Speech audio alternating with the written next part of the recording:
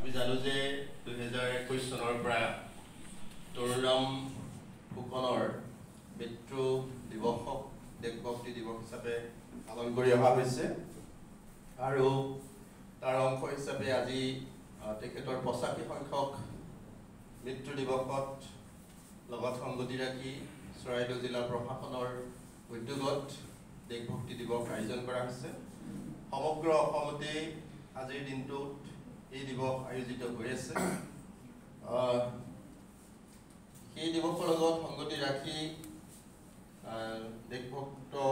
তৰুণৰাম ফুকনৰ ওপৰত অসম চৰকাৰে ছাত্ৰ ছাত্ৰীসকলক লৈ কিছুমান প্ৰতিযোগিতা অনুষ্ঠিত কৰিছিল আৰু একেদৰে এই সম্পৰ্কে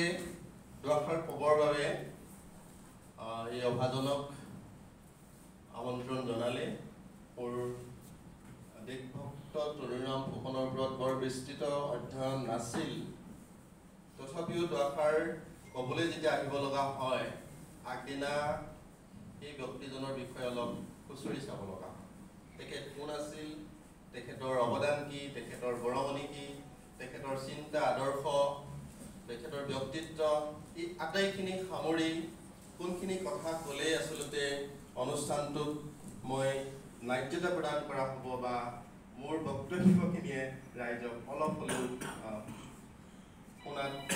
আগ্ৰহ প্ৰকাশ কৰিব, সেই কথাখিনিৰ কাৰণে মই কালি তেখেতৰ বিষয়ে কিছু কথা লুটিয়াই চাবৰ কাৰণে প্ৰয়াস কৰিছিলোঁ। ইয়াতে আপোনালোক বিভিন্ন মহাবিদ্যালয় অধ্যাপক কেইবাজনকো মই দেখিছোঁ, ছাত্ৰ ছাত্ৰীকো দেখিছোঁ আৰু এই জিলা প্ৰশাসনৰ বিষয়ববীয়া আমাৰ জনপ্ৰিয় বিধায়ককে প্ৰমুখ কৰি আমি আটাইকে মই মোৰ তৰফৰ পৰা শ্ৰদ্ধা সেৱা সন্মান নিবেদন কৰিছোঁ আৰু মোৰ যি সীমিত অধ্যয়নৰ যি অভিজ্ঞতাৰ দুআষাৰ আপোনালোকৰ আগত ক'ব বিচাৰিছোঁ। আচলতে আমি যদি চাওঁ যিসকল ব্যক্তিৰ চৰম ত্যাগ আদৰ্শ ব্যক্তিত্ব দেশপ্ৰেম জাতিপ্ৰেম সমাজপ্ৰেমৰ দ্বাৰা আমি আচলতে ভাৰতবৰ্ষখন এদিন স্বাধীনতা পাবলৈ সক্ষম হ'লোঁ, সেইসকলৰ যিসকল ব্যক্তিৰ চৰম ত্যাগৰ আদৰ্শ বা দেশপ্ৰেমৰ আদৰ্শ ভাৰতীয় সংগ্ৰামৰ ইতিহাসত সোণালী আখৰেৰে লিপিবদ্ধ হৈ আছে, সেইসকলৰ ভিতৰত দেশভক্ত তৰুণৰাম ফুকন অন্যতম। যিজন ব্যক্তিৰ দেশভক্তি, যিজন ব্যক্তিৰ ত্যাগ আৰু দেশপ্ৰেমৰ আদৰ্শৰে অসমৰ ভাৰতীয় স্বাধীনতা সংগ্ৰামৰ ইতিহাসত অসমীয়াৰ যি কৃতিত্ব আৰু অৱদান সেইখিনি সোণালী আখৰেৰে লিখিত হৈ আছে আৰু সদায় লিখিত হৈ থাকিব আৰু আমি সদায় তাক স্মৰণ কৰিম। আচলতে এই ব্যক্তিজনক কিয় দেশভক্ত বুলি কোৱা হ'ল বা এই দেশভক্ত দিৱস হিচাপে অসম চৰকাৰে এই বিশেষ দিনটোক কিয় উদযাপন কৰাৰ মানস বা সিদ্ধান্ত গ্ৰহণ কৰিলে, সেইখিনিলৈ যদি চাওঁ যে তেতিয়া আমি আলোকপাত কৰিব লাগিব এই ব্যক্তিজনৰ যিখিনি চিন্তা চেতনা, তেওঁ যিখিনি ব্যক্তিত্ব আদৰ্শ বা দেশৰ প্ৰতি যিটো প্ৰেম, এই আটাইখিনিক সাঙুৰি আচলতে এই ব্যক্তিজনে অসমৰ কাৰণে কি কৰিছিল, ভাৰতবৰ্ষৰ কাৰণে কি কৰিছিল, ভাৰতীয় স্বাধীনতা সংগ্ৰামত তেখেতৰ অৱদান কি বা স্বাধীনতা সংগ্ৰামৰ অৱদানক উত্তৰ প্ৰজন্মই কেনেদৰে মনত ৰাখিব লাগে, সেই কথাখিনিক আমি আজিৰ প্ৰজন্মই লক্ষ্য কৰা প্ৰয়োজন। কাৰণ আমি ইতিমধ্যে আমি স্বতন্ত্ৰতা লাভ কৰাৰ 7টা দশক প্ৰায় 8টা দশকলৈ গতি কৰিছোঁ। এটা সুদীৰ্ঘ সময় আমি অতিক্ৰম কৰিলোঁ। এই সুদীৰ্ঘ সময়ত আমি দেশখনক কি দিব পাৰিছোঁ বা দেশখনৰ প্ৰতি আমাৰ দায়িত্ব কৰ্তব্য দেশপ্ৰেম জাতিপ্ৰেম সমাজপ্ৰেমৰ দিশবোৰ আমি কেনেকৈ আগুৱাই লৈছোঁ, এই কথাবোৰ আজিৰ সমাজৰ প্ৰেক্ষাপটত নিশ্চয় আলোচনা বা আলোকপাত কৰাৰ সময় সমাগত বুলি মই অনুভৱ কৰোঁ। এই ব্যক্তিজনে দেশভক্ত বা তৰুণৰাম ফুকনে, যিজন আমি দেশভক্ত বুলি কৈছোঁ, তেখেতে এনেকুৱা কি কাম কৰিছিলে বা দেশৰ কাৰণে তেওঁ এনেকুৱা কি অৱদান যোগাইছিলে বা ভাৰতৰ স্বাধীনতা সংগ্ৰামত তেখেতৰ অৱদান কি, যাৰ কাৰণে তেওঁক দেশভক্ত উপাধি প্ৰদান কৰিব লগা হ'ল বা তেখেতক আমি এনেকৈ স্মৰণ কৰিব লগা হৈছে। নিশ্চয় তেখেতৰ চিন্তা চেতনা ব্যক্তিত্ব এনে কিছুমান কাম কৰি থৈ গৈছে যিখিনি কাৰণে আজি আচলতে আমি এনেকৈ সমবেত হৈছোঁ, তেখেতৰ গুণ গৰিমা যশ খ্যাতি আমি আলোকপাত কৰিব। এতিয়া কোনখিনি গুণ গৰিমা যশ খ্যাতিৰ বাবে আচলতে তেওঁক দেশভক্তিৰ সন্মানেৰে বিভূষিত কৰা হ'ল আৰু আজি আমি এনেদৰে তেখেতক আলোকপাত কৰিব লগা এটা সময় সমাগত হ'ল। তেতিয়াহ'লে আমি যদি তেখেতৰ সেই চিন্তা চেতনা অৱদান আৰু দেশভক্তৰ দিশসমূহ যদি আলোকপাত কৰিবলৈ যাওঁ তেতিয়াহ'লে ইতিমধ্যে আপোনালোকে দেশভক্ত তৰুণৰাম ফুকনৰ আত্মজীৱনী সকলোৱে পঢ়িছে সকলোৱে তেখেতৰ আত্মজীৱনী সম্পৰ্কে বিভিন্ন তথ্য জ্ঞান আহৰণ কৰিছে এই সম্পৰ্কে মই নতুনকৈ আৰু আলোকপাত কৰিব খোজা নাই মাত্ৰ অনুকিয়াই যাবহে খুজিছোঁ যে যিহেতুকে তেখেত এটা খুব সম্ভ্ৰান্ত পৰিয়ালত জন্মগ্ৰহণ কৰিছিল আনন্দৰাম ঢেকিয়াল ফুকনৰ নাম আমি সকলোৱে জানো সেই পৰিয়ালৰ সদস্য আছিল দেশভক্ত তৰুণৰাম ফুকন আৰু সেই সূত্ৰে তেওঁ গুৱাহাটী কলেজ ভৰলুমুখত বা তেওঁ গুৱাহাটীতে স্কুলীয়া শিক্ষা আৰম্ভ কৰিছিল কলেজিয়েট ইতিমধ্যে কৈছে উদ্বোধনী ভাষণত যে কলেজিয়েট স্কুলৰ পৰাই তেওঁ হাইস্কুলৰ শিক্ষান্ত পৰীক্ষাত উত্তীৰ্ণ হৈ তেওঁ কলিকতালৈ গৈছিল কলিকতাৰ পৰা তেওঁ লণ্ডন পাইছিলগৈ বেৰিষ্টাৰী অধ্যয়ন কৰিবৰ কাৰণে আমি যদি চাওঁ সেই সময়লৈকে অসমত তিনিজন মাত্ৰ বেৰিষ্টাৰ হৈছিলে আনন্দৰাম বৰুৱা আৰু আব্দুল মজিদ আৰু তৃতীয়জন আছিল তৰুণৰাম ফুকন তিনিজন তেতিয়ালৈকে বেৰিষ্টাৰ হৈছে তেওঁ তিনি নম্বৰ অসমীয়া আছিল তাৰপিছত তেওঁ ইচ্ছা কৰা হ'লে এটা বিলাসবহুল জীৱন ইচ্ছা কৰা হ'লে তেওঁ এটা ঐশ্বৰ্যশালী জীৱন এটা আৰামদায়ক জীৱন কটাই দিব পাৰিলেহেঁতেন কলিকতাত তেওঁ ওকালতি আৰম্ভ কৰিছিল 1914 চনৰ পৰা তেওঁ 21 চনলৈকে তেওঁ কলিকতাত ওকালতি কৰিছিল সেই সময়খিনিত সেইখিনিত তেওঁ এটা সুন্দৰ জীৱন তেওঁ অতিবাহিত কৰিব পাৰিলেহেঁতেন কিন্তু তাকে নকৰি তেওঁ অসমলৈ ঘূৰি আহিলে 1905 চনৰ পৰা 1914 চনলৈকে তেওঁ কলিকতাত ওকালতি কৰিছিল তাৰপিছত তেওঁ গুৱাহাটীলৈ ঘূৰি আহিল গুৱাহাটীত ঘূৰি আহি তেওঁ আৰ ল কলেজখন প্ৰতিষ্ঠা কৰা হৈছিল 1914 চনত আৰু সেই কলেজত তেওঁ এজন শিক্ষক হিচাপে তেওঁ ছাত্ৰ ছাত্ৰীক আইন সম্পৰ্ক জ্ঞান প্ৰদান কৰিছিল আৰু তাৰ পৰৱৰ্তী সময়ত তেওঁ দেখিলে যে সেই সময়ত ভাৰতবৰ্ষৰ পৰাধীনতাৰ ব্ৰিটিছৰ দপদপনি কেনেকৈ তেওঁ এই পৰাধীনতাৰ ব্ৰিটিছৰ দপদপনিৰ পৰা দেশ মাতৃক উদ্ধাৰ কৰিব পাৰে কেনেকৈ পৰাধীনতাৰ শিকলিৰ পৰা আমাৰ দেশত স্বাধীনতাৰ সূৰ্যৰ কিৰণ বিলাব পাৰে তাৰ কাৰণে তেওঁ মনতো দেশ প্ৰেম জাগ্ৰত আৰু যেতিয়া তেওঁ দেখিলে প্ৰথম অৱস্থাত তেওঁ এই দিশবিলাকৰ প্ৰতি ইমান বেছি গুৰুত্ব নাছিল পৰৱৰ্তী সময়ত 1921 চনত যেতিয়া অসমৰ প্ৰতিনিধি হিচাপে তেওঁলোক 4জন ব্যক্তি মুম্বাইৰ নিখিল ভাৰত কংগ্ৰেছ যিখন অধিৱেশন হৈছিল তালৈ তেওঁলোক যাব লগা হৈছিল এজন আছিল তৰুণৰাম ফুকন নবীন চন্দ্ৰ বৰদলৈ যাক আমি কৰ্মবীৰ বুলি কওঁ কৰ্মবীৰ নবীন চন্দ্ৰ বৰদলৈ চন্দ্ৰনাথ শৰ্মা আৰু কুলধৰ চলিহা এইকেইজন ব্যক্তিয়ে প্ৰতিনিধি হিচাপে নিখিল ভাৰত কংগ্ৰেছ কমিটিৰ অধিৱেশনলৈ তেওঁলোক গৈছিল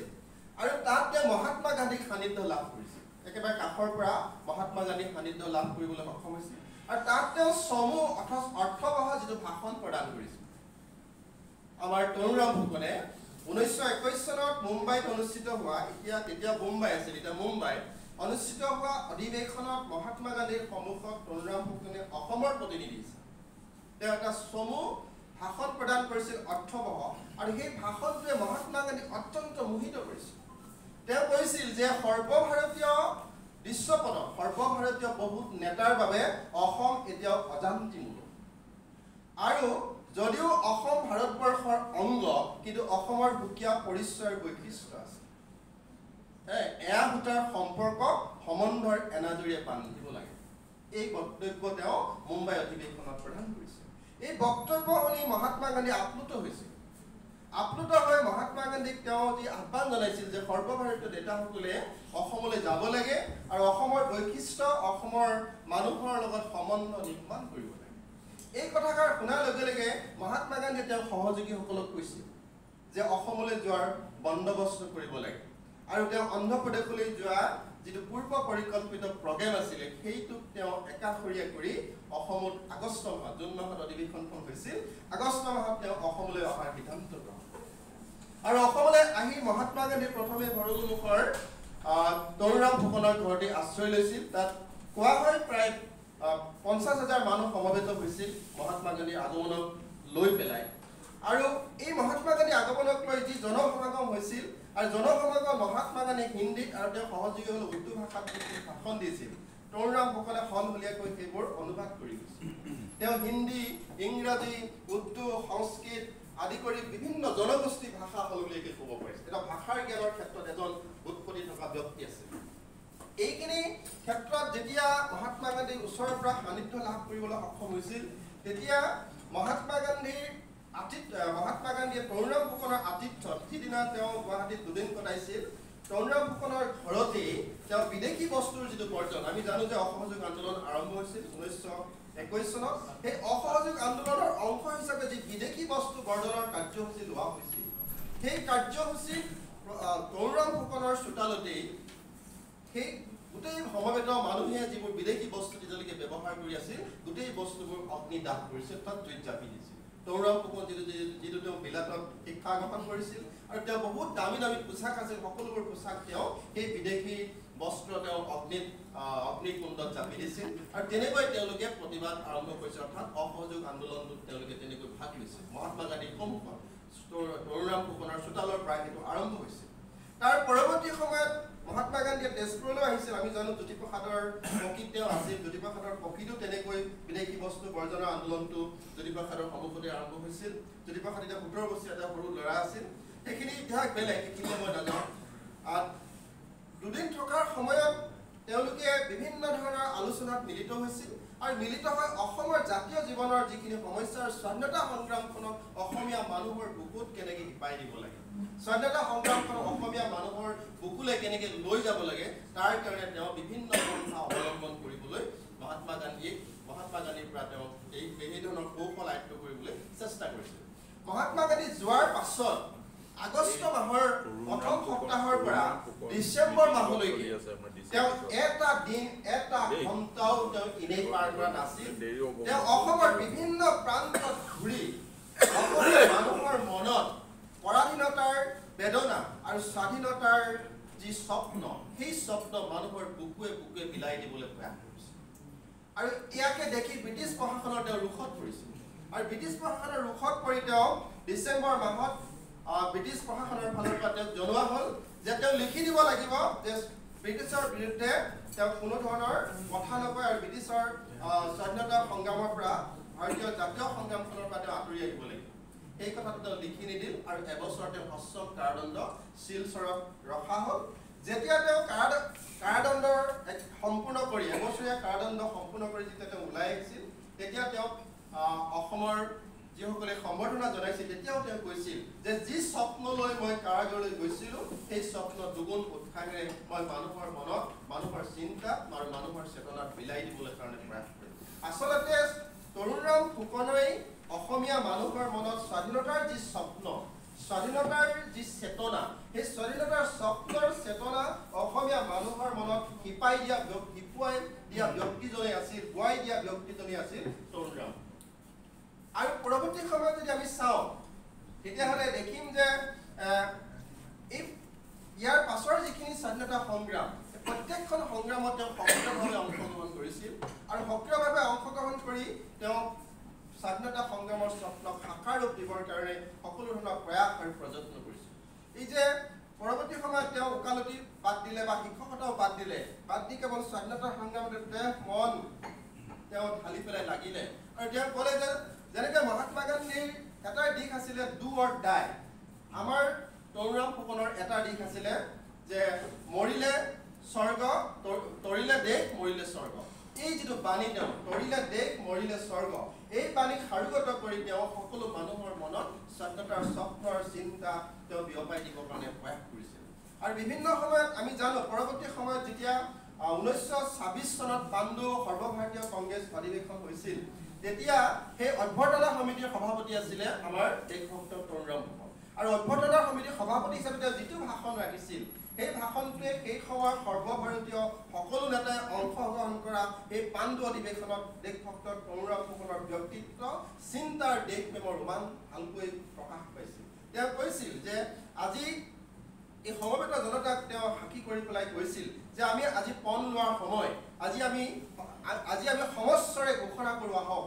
যে যিবোৰ বাধা যিবোৰ অন্তৰায় আমাৰ স্বাধীনতা স্বপ্নৰ সন্মুখত আছে যিবোৰ বাধাই আমাক স্বাধীনতা স্বপ্নক সাকাৰ ৰূপ দিয়াত বাধা প্ৰদান কৰিছে সেই বাধাসমূহক সেই অন্তৰায়সমূহক এই প্ৰত্যাহ্বানসমূহ দূৰ কৰিবৰ কাৰণে আমি দৃঢ় প্ৰতিজ্ঞ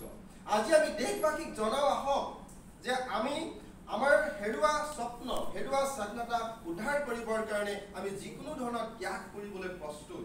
ভাৰতবৰ্ষই নিশ্চিতভাৱে এদিন স্বাধীনতা লাভ কৰিব কিন্তু আমি ঐক্যবদ্ধ আৰু সন্মিলিত প্ৰচেষ্টাৰে যদি একত্ৰিতভাৱে স্বাধীনতা সংগ্ৰামখনত জঁপিয়াই পৰোঁ তেতিয়াহ'লে স্বাধীনতাৰ কিৰণ স্বাধীনতাৰ সূৰ্য পৰাধীন আকাশৰ পৰা আঁতৰি যাবলৈ বেছি সময় নালাগে এই ভাষণ আছিল এই ভাষণ ৰাখিছিলে পাণ্ডু অধিৱেশনৰ অভ্যতা সমিতিৰ সভাপতি হিচাপে তৰুণৰাম ফুকনে এই ভাষণ শুনি সৰ্বভাৰতীয় যিসকল নেতা আছিল নেতাই তেখেতৰ ব্যক্তিত্বৰ চিন্তাৰ প্ৰতি আপ্লুত হৈছিল আৰু দেখিছিল যে এই ব্যক্তিজনৰ মনত ইমান দেশ প্ৰেম ইমান জাতি প্ৰেম ইমান স্বাধীনতাৰ স্বপ্নৰ প্ৰতি তেখেতে যি উদ্ৰাও হৈছিল সেই কথা প্ৰমাণ তেতিয়াৰ পৰাই পাব পাৰি তেখেত যে কেৱল এজন স্বাধীনতা সংগ্ৰামী আছিলে বা ৰাজনীতিবিদ আছিল সেইটো নহয় তেখেতৰ বহুমুখী চিন্তা আৰু প্ৰতিভাই অসমীয়া নতুন প্ৰজন্মক অসমীয়াৰ সকলো ধৰণৰ স্তৰৰ মানুহক আপ্লুত কৰে মোহিত কৰে তেখেতৰ ব্যক্তিত্বৰ চিন্তাই তেখেতে সমান্তৰালকৈ আইনজ্ঞ আছিল ৰাজনীতিবিদ আছিল তেখেতে সাহিত্যিক আছিল এজন সুসাহিত্যিক আছিল তেখেতৰ যিখিনি সাহিত্য প্ৰীতি সেইখিনিও আমি আজিৰ প্ৰজন্মই আলোকপাত কৰাৰ পৰিৱেশ ৰচনা হৈছে তেখেতে আমি জানো যে 1927 চনত অসম সাহিত্য সভাৰ 10ম গোৱালপাৰা অধিৱেশন অনুষ্ঠিত আৰু গোৱালপাৰা অধিৱেশনৰ সভাপতিত্ব আছিল আমাৰ দেশভক্ত তৰুণৰাম ফুকন আৰু সেই সাহিত্যৰ সভাপতি হিচাপে তেওঁ যিটো অভিভাষণ প্ৰদান কৰিছিল তেখেতে ভাষাৰ সম্পৰ্কে কৈছিল যে এটা জাতি জীয়াই থাকিবলৈ হ'লে এটা জাতি শক্তিশালী হ'বলৈ হ'লে এটা জাতি সমৃদ্ধিশালী হ'বলৈ হ'লে সেই জাতিটোৰ ভাষা শক্তিশালী হ'ব সেই জাতিটোৰ ভাষা সমৃদ্ধিশালী হ'ব ভাষাক অৱহেলা কৰি ভাষাক অৱজ্ঞা কৰি পৃথিৱীত কোনো জাতিয়ে নিজক শক্তিশালী হিচাপে প্ৰতিপন্ন কৰিবলৈ সক্ষম হোৱা নাই এই ধৰণৰ সভাপতি অভিভাষণৰ পৰা অসমীয়া জাতীয় জীৱনক সমৃদ্ধ কৰিবৰ কাৰণে তেওঁ চিন্তা আৰু চেতনাৰ বাণীবোৰ বিলাই দিবৰ কাৰণে প্ৰয়াস কৰিছিল আৰু একেদৰে 1928 চনত তেওঁ অসম ছাত্ৰ সন্মিলনৰ সভাপতি আসন অলংকৃত কৰিছিল এনেকৈ বিভিন্ন সময়ত বিভিন্ন স্থানত বিভিন্ন বিশিষ্ট দায়িত্বৰে অসমীয়া জাতীয় জীৱনক জাতীয় চেতনাক তেওঁ সন্মোহিত কৰি সমৃদ্ধিশালী কৰি তেওঁ নিজৰ চিন্তা আৰু চেতনাবোৰ অসমীয়া মানুহৰ মন আৰু মগজুত প্ৰসাৰ কৰিবলৈ প্ৰচাৰ কৰিবলৈ প্ৰয়াস কৰিছিল আমি যদি চাওঁ পৰৱৰ্তী সময়ত তেওঁ আৰু যদি আমি তেওঁ যিখিনি আমি সাহিত্যৰ প্ৰীতি তেখেতৰ ৰাজনৈতিক জীৱন সামাজিক জীৱন সাংস্কৃতিক জীৱন এই আটাইখিনিক সামৰি ইয়াৰ উদ্ধত যদি আমি চাওঁ তেওঁ দেশখনক সকলোতকৈ বেছি ভাল পাইছিল তেওঁ মানুহক ভাল পাইছিল তেওঁ এটা কথা পাইছিল তেওঁ এটা বাণী আমাক সকলোকে আপ্লুত কৰে আপুনি যদি নিজৰ দুখ পাতলাব বিচাৰিছে তেতিয়াহ'লে আনৰ দুখ মোৰ পাতি লওক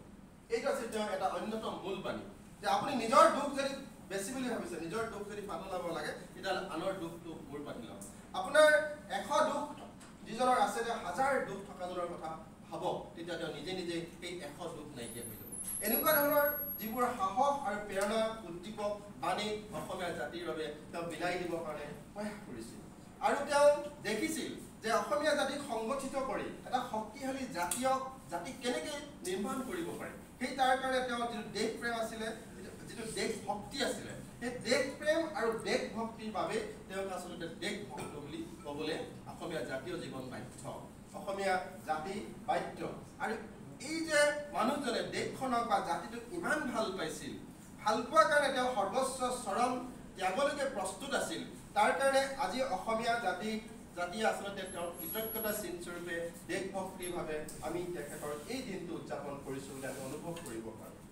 অৱশ্যে দুখৰ বিষয় যে স্বাধীনতাৰ যি কিৰণ স্বাধীনতাৰ উদিত সূৰ্য দেখাৰ আগতেই তেখেতে গৃহ সংসাৰৰ পৰা মেলানি মাগিব 1939 চনৰ আমি জানো যে আজিৰ দিনটোত অৰ্থাৎ 28 জুলাইত তেখেতে গৃহ সংসাৰৰ পৰা মেলানি মাগিলে স্বাধীনতাৰ কিৰণ স্বাধীনতাৰ সূৰ্য তেখেতে দেখিবলৈ নাপালে যদিও স্বাধীনতাৰ সূৰ্য তেখেতে দেখাৰ পৰা বঞ্চিত হ'ল কিন্তু তেখেতৰ যিখিনি সিংহ সদৃশ গৰ্জন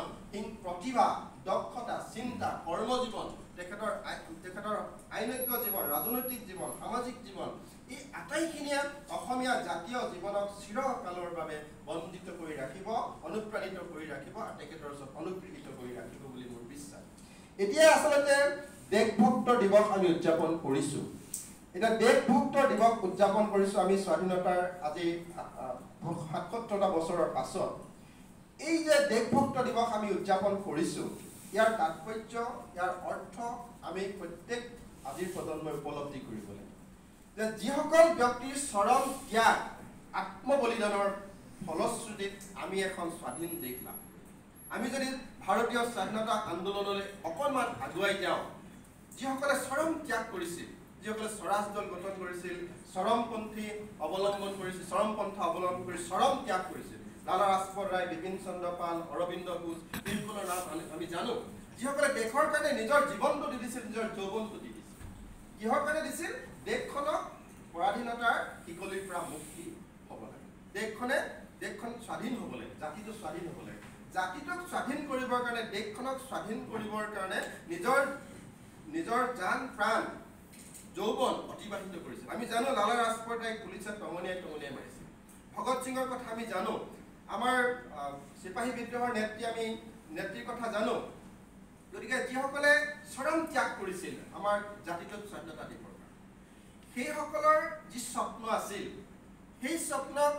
আমি কিমান সাকাৰ ৰূপ দিবলৈ সক্ষম হৈছোঁ। দেশভক্ত তৰুণৰাম ফুকনৰ লগতে কুশল কোঁৱৰৰ পৰা আৰম্ভ কৰি আমাৰ যিসকল কনকলতা, মুকুন্দ কাকতি, ভোগেশ্বৰী ফুকননী, এইসকলৰ যিখিনি চৰম ত্যাগ আছিল, তেখেতলোকে জীৱনটো উৎসৰ্গা কৰিছিল কেৱল জাতিটোক ভাল পায় কাৰণে, দেশখনক ভাল পায় কাৰণে।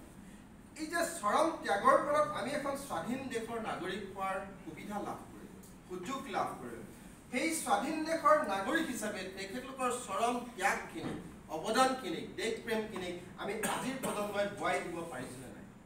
দেশখনক মহাত্মা গান্ধীৰ সপোন কি আছিল? যে এখন ৰাম ৰাজ্য প্ৰতিষ্ঠা হ'ব, য'ত দুৰ্নীতি, শোষণ, স্বজন, শোষণ, লুণ্ঠন একো নাথাকিব। এখন মানৱীয় সমাজ প্ৰতিষ্ঠা হ'ব, য'ত যিটো অৰ্থনৈতিক বৈষম্য,